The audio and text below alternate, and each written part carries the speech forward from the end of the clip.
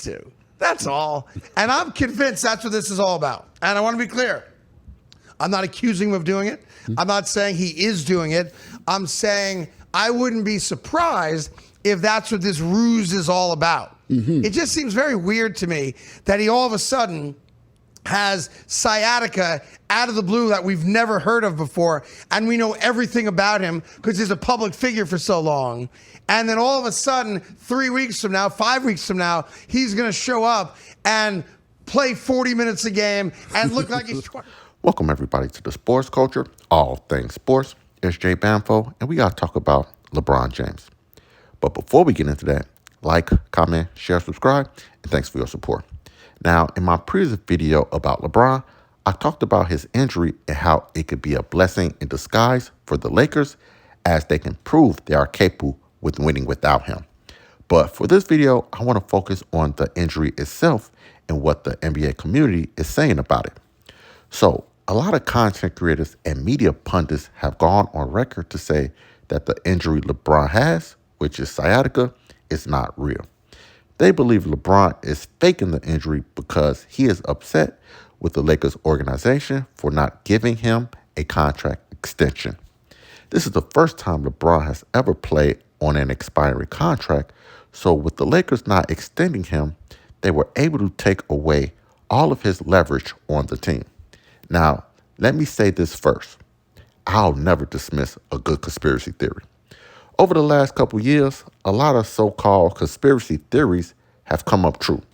So I told myself I'll never again dismiss them and will always listen. So for LeBron James, we have seen in the past that he has over-exaggerated injuries.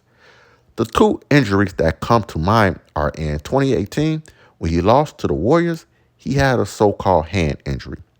And then this past season, he suffered an MCL sprain when they lost to the Timberwolves.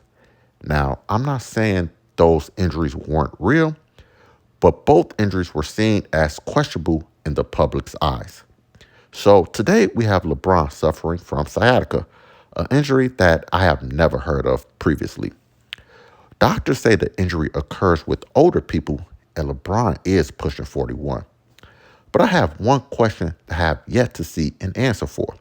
Specifically, how did this injury even happen? This summer, we saw LeBron dancing, playing golf, and shooting hoops when he was in China on tour. There was no talk of a possible injury during that time, so it does seem fishy that this injury came about right before the start of the season. Is LeBron capable of being so petty that he will fake an injury to spite the Lakers? It's a valid question that I don't have an answer for. I just think we have to wait and see how LeBron approaches the injury.